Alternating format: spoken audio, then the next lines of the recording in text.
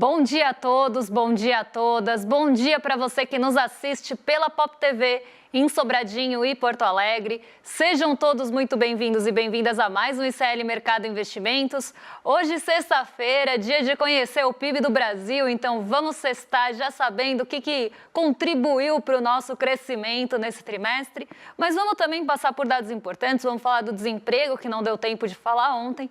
E se der tempo, hoje eu cumpro a promessa e cumpro a dívida, porque não quero aí estar na lista de inadimplência de vocês junto com o agronegócio. Eu vou cumprir a dívida de falar de negociações, não, essa eu já cumpri, de inflação por extrato de renda. Então a gente vai falar sobre esse assunto, se der tempo, porque é um assunto que acabou aí ficando de outros dias e é importante a gente saber como a inflação impacta aí os diferentes extratos, diferentes faixas de renda.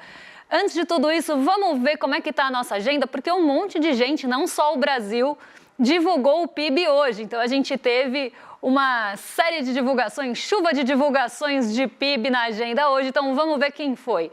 A Alemanha, às 3 horas da manhã, não divulgou o PIB, mas divulgou vendas no varejo de abril. E aí, a partir das 4, o PIB começa a aparecer na agenda. Quem que já divulgou essa medição? A Turquia, a Itália e a Índia nessa primeira parte da agenda. Depois a gente tem às 8 horas da manhã, indicador de incerteza econômica da FGV de maio, e os dados de setor público consolidado, aqueles que mostram a relação dívida-PIB, que o mercado gosta de olhar para uma métrica ou outra quando favorece, quando desfavorece, olha para outra.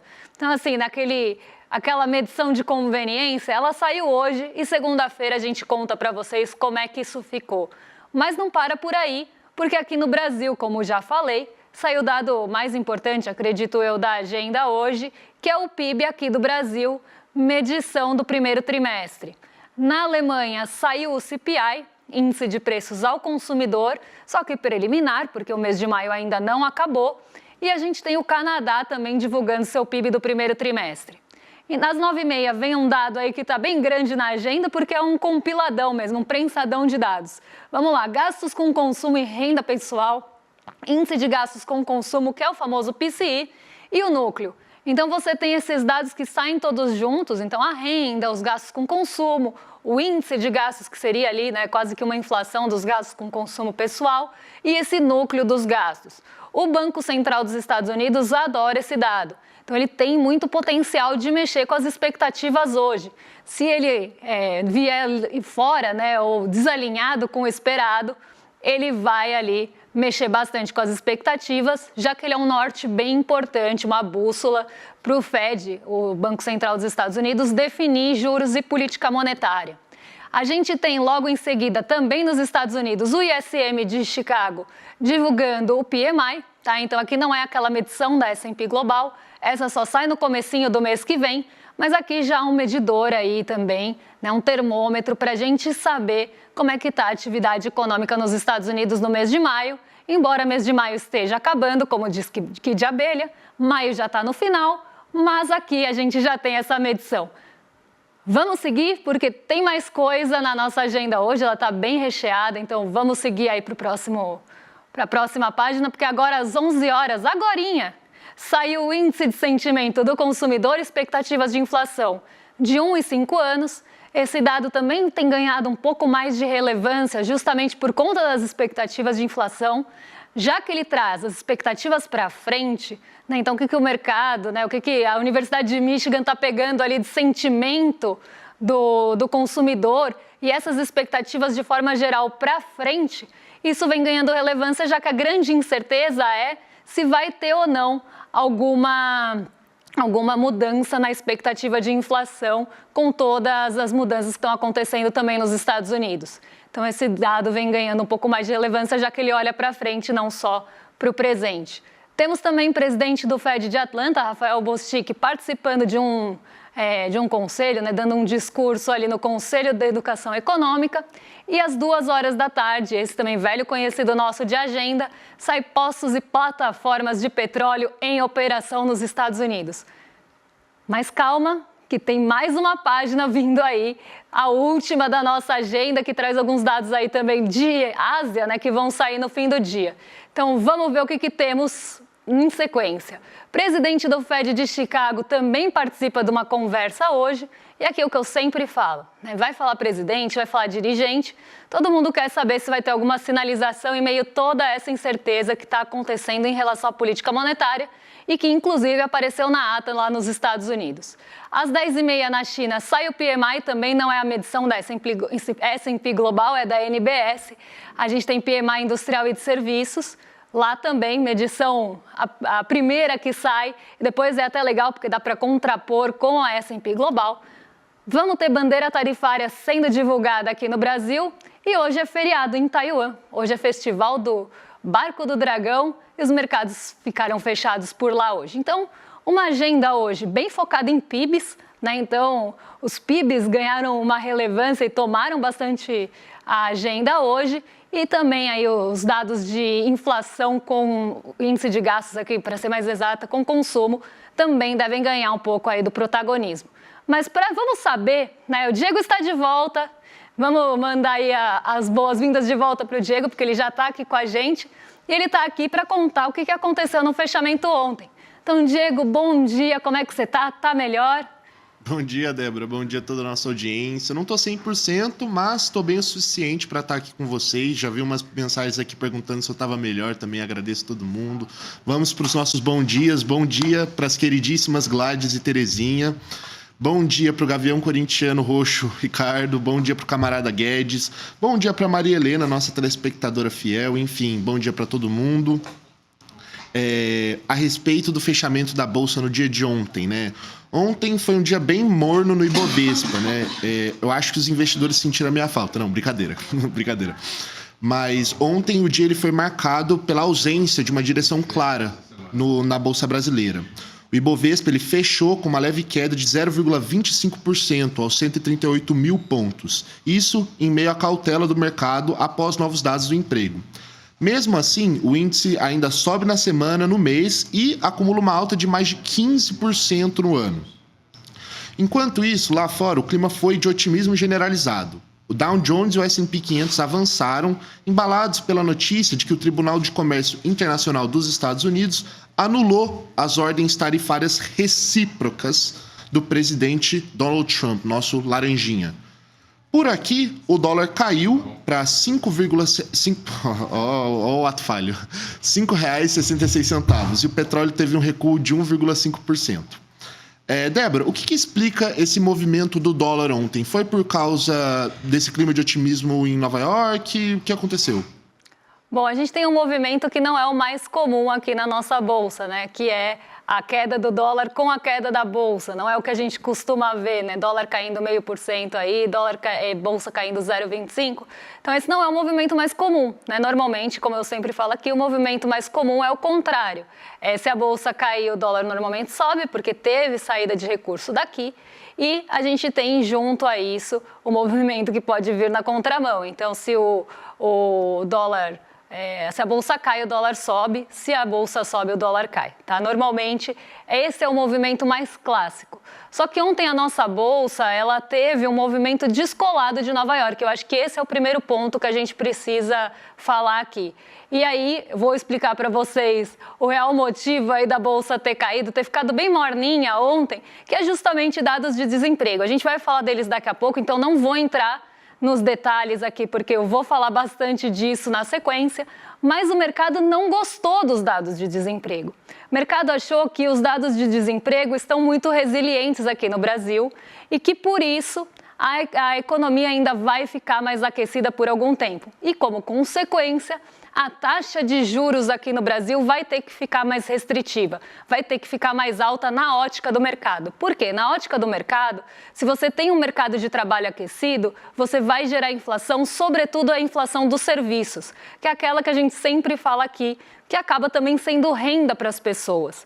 E o mercado não gosta dessa inflação de serviços porque acredita que mostra que a nossa economia está mais aquecida do que deveria estar. E aí ela precisa desaquecer também nessa ótica do mercado financeiro. Então, o que o mercado está esperando?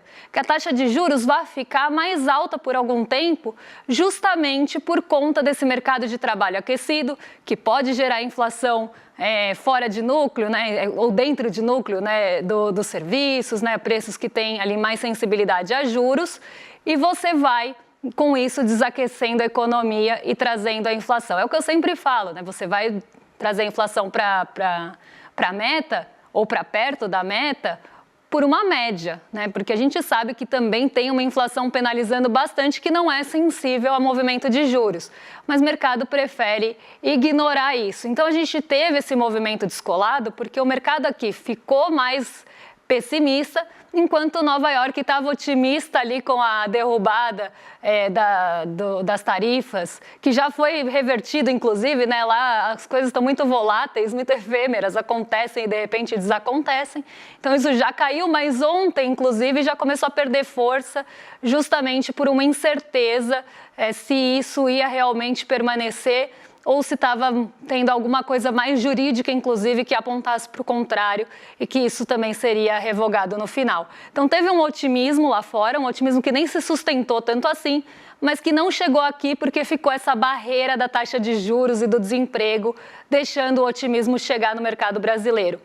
E aí a gente tem um fator que explica esse dólar indo para baixo num dia que a nossa bolsa caiu e caiu, por exemplo, com Petrobras. A Vale ainda deu um respiro, mas a Petrobras caiu.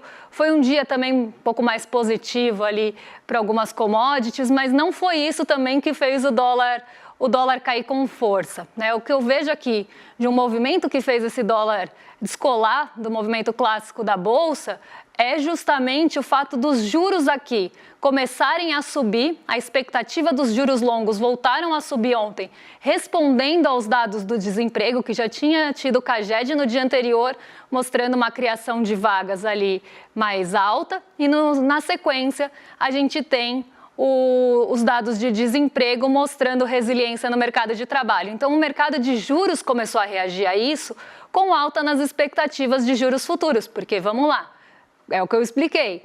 Se vai ter inflação, né, e aí precisa acontecer essa inflação, e o mercado só conhece um remédio, ele vai começar a esperar que juros vai subir. Se juros vai subir ou vai ficar mais alto aqui no Brasil por mais tempo, entra também recurso especulativo aqui para buscar ganho nesse mercado de juros altíssimo que a gente tem aqui. E num dia que nos Estados Unidos, as treasuries, né, que acabam sendo a referência, os rendimentos dos títulos de dívida lá caíram.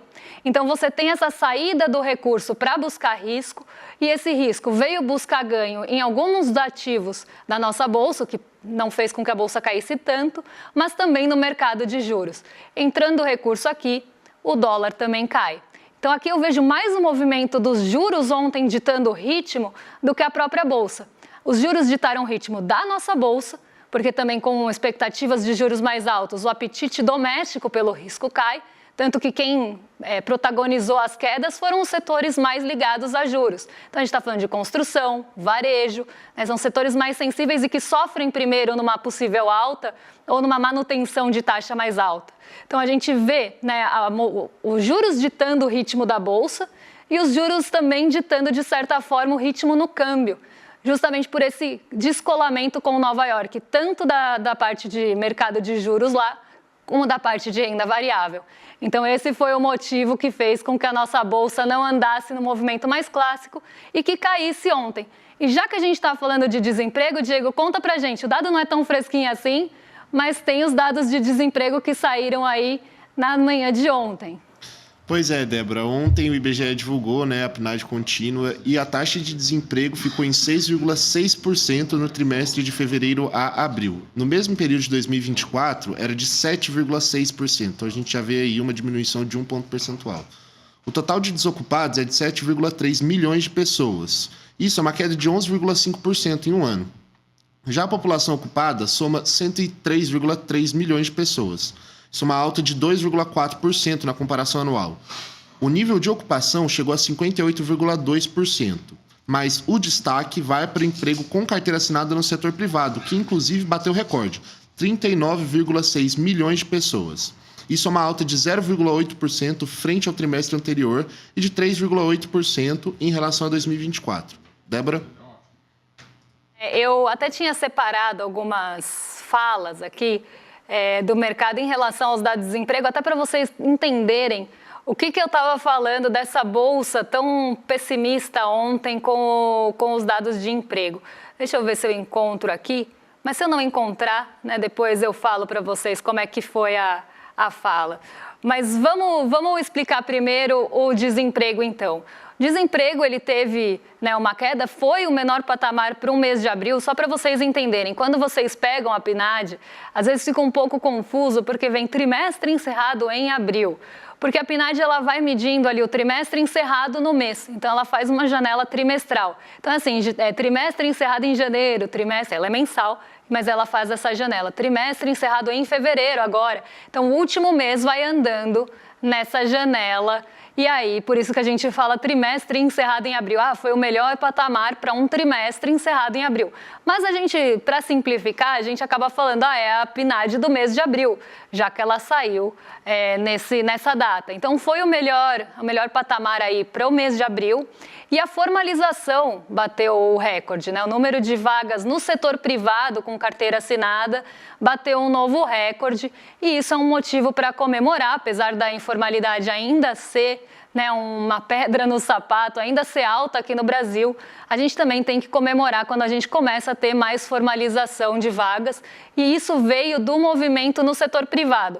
Mas vamos ver primeiro, daqui a pouco isso vai ficar até mais visível para vocês, mas vamos ver primeiro aqui o comportamento do desemprego nesse trimestre encerrado em abril e como a gente estava nos patamares anteriores. Então aqui a gente tem desde abril de 2023, a gente tem 2 anos para trás, e a gente vê que tem ali, né, um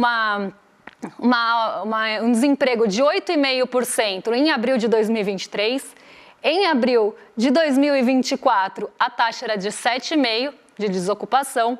E a gente tem agora 6,60%. Não é o menor patamar da série histórica, porque a gente chegou a bater em novembro do ano passado 6,10%.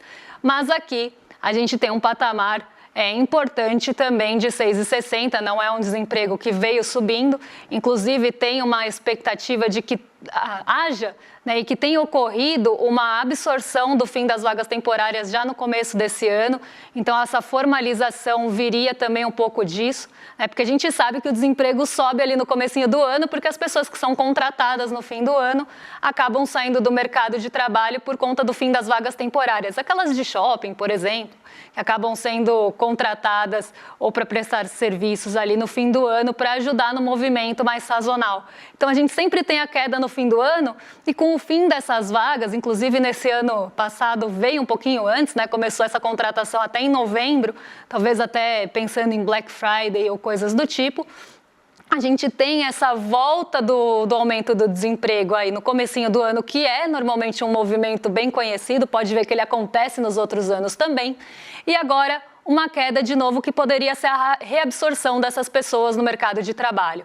Outro ponto, e que aí também contrapõe o que o mercado está falando em relação a baixo desemprego e que isso poderia começar a gerar inflação, é que a subutilização ela ainda está num patamar mais alto. Então, as pessoas estão trabalhando menos horas do que elas gostariam. Então, tem espaço para o mercado de trabalho crescer, porque ainda tem subutilização e a subutilização não está tão baixa assim. Então, a gente ainda teria um espaço para crescer, justamente se a gente tem pessoas trabalhando menos horas que elas gostariam, de realocar também essas pessoas em outras vagas.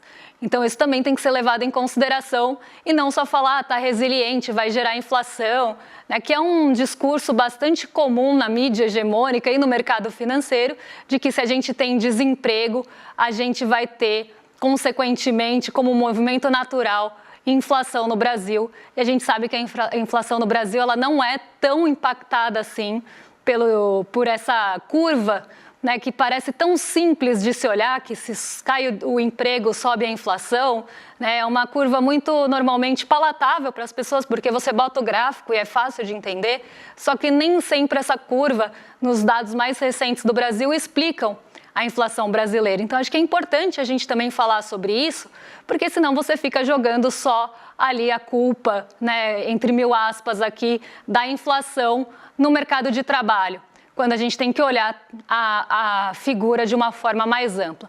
Mas vamos para o nosso próximo gráfico, porque ele tem tudo a ver com o assunto que está aqui na Taja, que a carteira assinada é HIT, porque foram geradas muitas vagas no setor privado.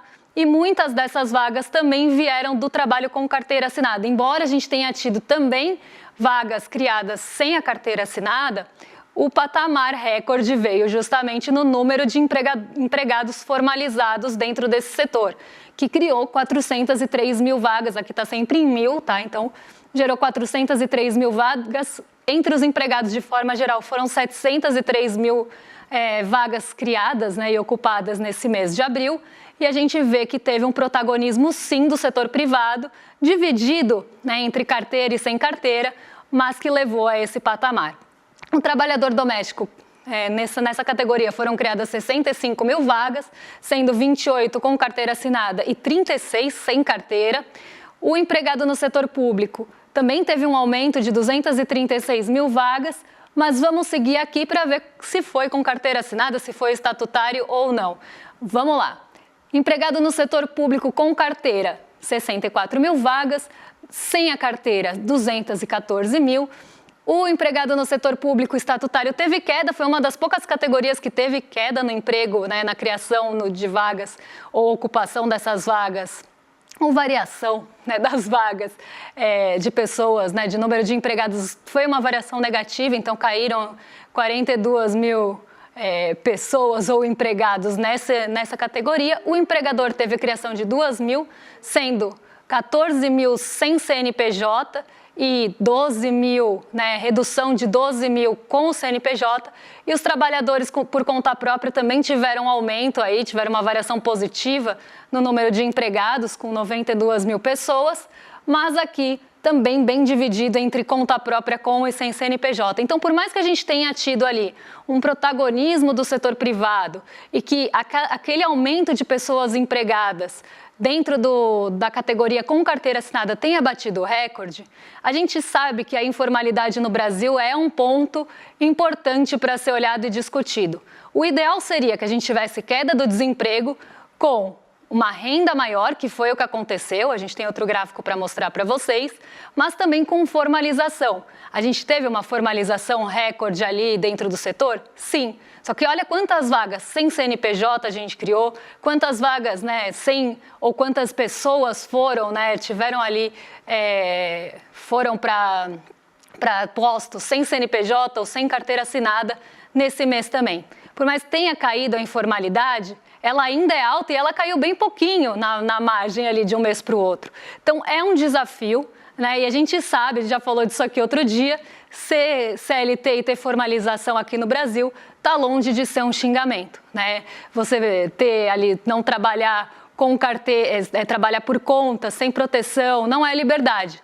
Normalmente é abandono, né? Então, aqui a gente tem que falar sobre isso, embora tenha que ser comemorado sim, ainda é um ponto que é um calo ali no emprego, no mercado de trabalho. E a gente ainda tem a subutilização.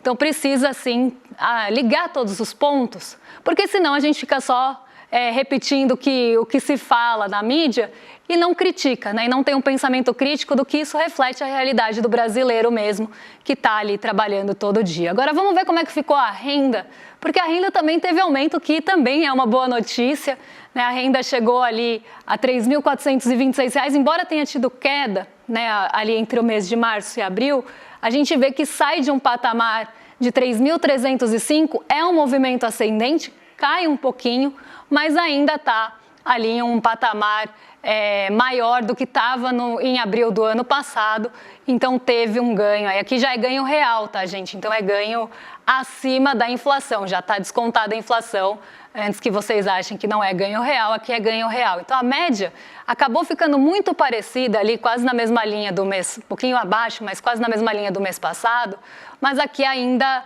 acima do ano passado, em abril do ano passado, que mostra que está tendo sim uma valorização da renda, mas que isso também precisa acompanhar a criação de vagas, também precisa acompanhar ali a formalização e a queda do desemprego. Então, o ideal seria que a gente tivesse queda do desemprego com aumento do rendimento e maior formalização. Os três ainda para o Brasil é um desafio. Então, por isso que eu falo, não adianta só olhar, caiu o desemprego, então isso vai gerar inflação. A gente precisa entender realmente a nossa figura toda aqui, que é desafiadora para o mercado de trabalho e não para o Banco Central, porque o que está sendo pintado é esse desemprego baixo vai ser um desafio para o Banco Central agora baixar a taxa de juros, porque vai começar a gerar inflação. Eu vejo mais como um desafio a gente cumprir todos esses pontos de ter um mercado mais formalizado, com melhor renda e com desemprego baixo. Isso sim seria um motor de crescimento e inclusive de arrecadação para depois ser utilizada aí, já que gostam tanto dessa ótica fiscalista. Agora vamos passar para o nosso, talvez, último assunto e o mais importante do dia, que é o PIB brasileiro. O Diego está com os dados, esses fresquinhos, para contar para vocês. Pois é, Débora, dados fresquinhos realmente acabaram de sair do forno, inclusive foram divulgados agorinha pelo nosso querido IBGE, o Instituto Brasileiro de Geografia e Estatística, e eles mostram que o Brasil cresceu 1,4% em relação ao fim de 2024. O destaque dessa vez ficou para o agro, né? A agropecuária disparou mais de 12%.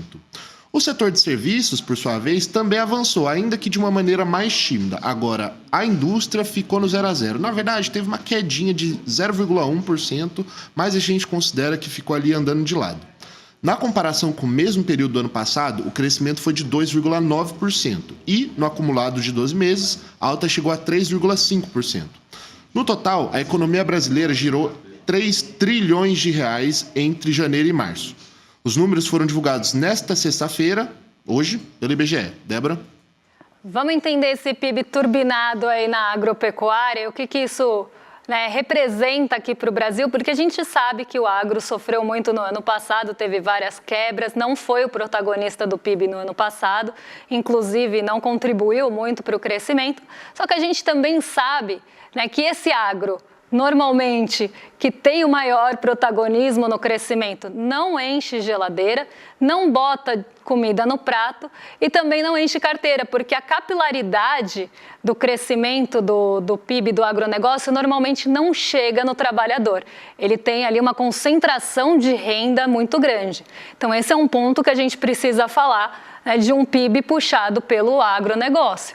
É um PIB concentrador de renda e que também não alimenta o povo. A gente precisa sempre falar, quando a gente for falar de agronegócio, e eu nem vou entrar no assunto que foi discutido na N1, porque aí eu precisaria de meia hora para falar disso, de como o agro fez ali as próprias condições para ter as quebras no ano passado, porque sofreu com questões climáticas, mas quem também teve um papel importante no agravamento dessas questões climáticas, quem que desmata a rodo, quem que passa a trator sem pensar muito na consequência, quem que depreda e degrada o solo e o meio ambiente para tentar sempre ter safras maiores e não para alimentar ninguém, mas para exportar, e que isso acaba revertendo em problemas que agravam ainda mais as consequências de quebra de safra, ou de chuva excessiva, ou de falta de chuva. Como eu quase falei outro dia, karma is a bitch, porque a gente tem aí o agro fazendo as próprias condições para que ele sofra, e depois fica chorando que teve quebra de safra e que a situação está muito ruim. Só que esse ano a gente volta a ter uma safra maior, uma safra que deve crescer, principalmente puxada pela soja, que também não alimenta brasileiro, ela é exportada e normalmente para alimentar suínos na China. Então a gente tem esse cenário e isso precisa ser dito. Agora vamos ver como é que ficou esse retrato do PIB.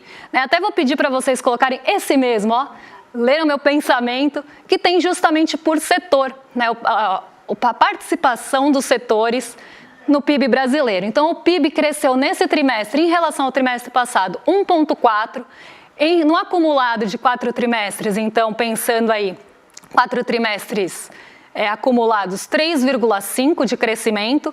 O agro teve um crescimento de 12% nesse primeiro trimestre, mas olha, quando a gente olha o acumulado, está em 1,8%, justamente mostrando o que eu estava falando, que a gente teve um ano passado ruim e sem esse protagonismo. A indústria ficou de lado, ficou caranguejo aí, caiu 0,1%, mas ficou praticamente estável. Isso é uma preocupação, porque a indústria já pode começar a sentir, né? A indústria que foi uma surpresa boa no ano passado, cresceu aí 3,1%, agora já pode estar sentindo o impacto dos juros, principalmente pensando em formação de estoque. Se a gente começa a ter uma formação de estoque na indústria que não é desovado, ela vai começar a produzir menos até que esse estoque seja vendido e não fique empacado ali. Se a gente começa a ter esse cenário acontecendo, a indústria vai começar a ter algum problema e a gente sabe o quanto a nossa indústria já sofreu e patinou. Os serviços que normalmente têm ali um papel importante no nosso PIB, cresceu 0,3%, então a gente vê realmente que o PIB foi puxado pelo agro e traz todos aqueles pontos que eu estava falando. E aí no acumulado do ano a gente ainda tem uns serviços aí com 3,3%, mas isso já começa a trazer também alguma preocupação na continuidade disso diante de uma taxa de juros mais alta. Aqui embaixo a gente tem a participação em valores, eu acho que é legal para vocês saberem o quanto é 1,4%, quanto muda, né? Qual que é o valor corrente disso? Por exemplo, é 3 trilhões no caso do nosso PIB. No caso do agro, 12,2 ali representam, né, o valor corrente de 233 milhões como é que eu posso explicar? Não é nem de crescimento, é de produção naquele setor. Quanto foi produzido naquele setor. Então aqui a gente consegue ver a magnitude em reais, o que deixa muito mais tangível para a gente. Por isso que eu coloquei aqui, mas não vou perder tempo nisso, porque preciso entregar para o Rolê ICL e não quero ser cobrada no chat por vocês. Então a gente tem, né, esse retrato do PIB, um PIB bem focado no agronegócio, que a gente sabe que é concentrador e tem pouca capilaridade, e fiquei devendo de novo o IPEA para vocês. Vou convidar quem ainda não assistir o Império Malafaia, que foi exibido ontem, então para assistir ainda tem replay, mas é por pouco tempo, então entre em iclmercado.com.br e já vou passar para o Rolê ICL antes que eu seja cobrada, com o William Deluca e o Guga Noblar, que já estão lá em cima, nossos vizinhos, para receber vocês. E eu volto na segunda-feira para trazer os principais assuntos que mexem com a nossa bolsa, que mexem com o nosso bolso e com a nossa vida. Um beijão e até lá, pessoal! A repercussão foi tanta que o ICL decidiu liberar o replay do documentário Império Malafaia, que a gente exibiu aqui. Se você perdeu a estreia ou quer rever com atenção cada detalhe dessa investigação sobre dinheiro, fé e poder, a hora é agora. E aí, Chico, vamos me contar, amigo? Velho, agora. Rapaz, que estampa é essa, rapaz? Gostou? Pô, Comprei na loja de CL. pô, entrar agorinha. Vista a coragem, leve a luta com você. Camisetas da comunidade mais corajosa do Brasil. Acesse souicl.com.br e garanta já a sua.